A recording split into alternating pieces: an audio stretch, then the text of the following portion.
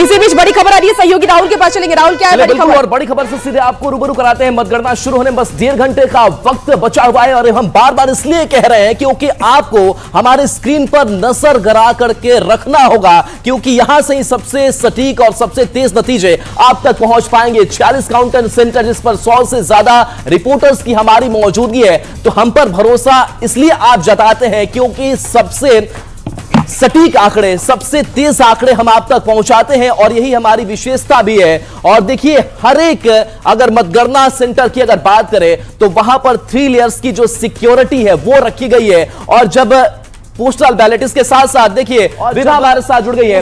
विभा, विधानसभा studio ये बड़ी तैयारी और आपके पीछे कुछ कुर्सियां नजर आ रही है जिस पर पन्नी भी नई नई लगी हुई है, लेकिन जो असली कुर्सी है उस तक पहुंचने की होड़ है।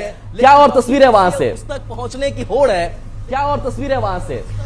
बिल्कुल राहुल, और असली कुर्सी पर कौन बैठेगा, चाचा या भतीजे का नंबर आएगा, ये सवाल है। क्योंकि आज बिहार की जनता ने जो असल मैंडेट दिया है वो एग्जैक्ट नतीजे जो है सामने आने वाले हैं। बस 1.5 घंटे का वक्त की जानकारी आप भी दे रहे हैं दर्शकों को कि बस इंतजार कीजिए, 8 बजे से काउंटिंग की शुरुआत हो जाएगी और सबसे तेज, सबसे सटीक नतीजे हम आप तक पहुंचाने वाले, अपने दर्शकों तक लाने वाले हैं। लेकिन इस बार के विधानसभा चुनाव की बात करें तो बहुत दिलचस्प रहा, जहां पर बम्पर वोटिंग को कोई ये कह रहा है कि भाई महिलाओं और युवाओं के जरिए एक बार फिर से सरकार पर भरोसा, जनता का हमारे साथ है, तो कोई ये कह रहा है कि ये बदलाव के लिए, और बदलाव के लिए ये सब कुछ किया गया। लेकिन जरा विधानसभा की इस तस्वीर को देखिएगा, ये वही 243 विधानसभा की सीटों के साथ प्रवेश की तस्वीर जो है वो अपने आप में आपको नजर आएगी। और विजय, और इस महापर्व का आज जो परिणाम आएगा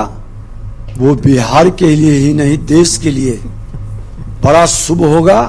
और 21वीं सदी के भारत की मजबूत नींव बनाने में डबल इंजन की सरकार, प्रधानमंत्री, मुख्यमंत्री जी के द्वारा जो तैयार किया गया है, हर बिहारी गौरवान्वित होगा और वो विकसित बिहार का मजबूत इमारत खड़ा होगा। बिहार का मजबूत इमारत खड़ा होगा। तो डिप्टी सीएम विजय सिन्हा कह रहे हैं कि आज की सुबह जो है वो एक नया इतिहास लिखने जा रही है, क्योंकि बिहार की जनता ने आजादी के बाद जो सबसे ज्यादा वोट के जरिए अपनी इच्छा को जाहिर किया है, वो आंकड़े एनडीए के पक्ष में आने वाले हैं। हालांकि ये आज दावे का दिन नहीं है, आज हकीकत का दिन है। आज सचमुच किसके सिर पर विजय श्री का ताज चढ़ने वाला है, ये तस्वीर सामने आने वाली है। और जरा एक बार मैं चाहूंगी कि इस विधानसभा की तस्वीर जरूर दिखाई जाए, क्योंकि इसी विधानसभा में पहुंचने की लड़ाई लड़ी जा रही थी और जो दावे किए गए उसमें बिहार की तस्वीर और तकदीर बदलने का दावा पक्ष और विपक्ष दोनों की तरफ से खूब किया गया।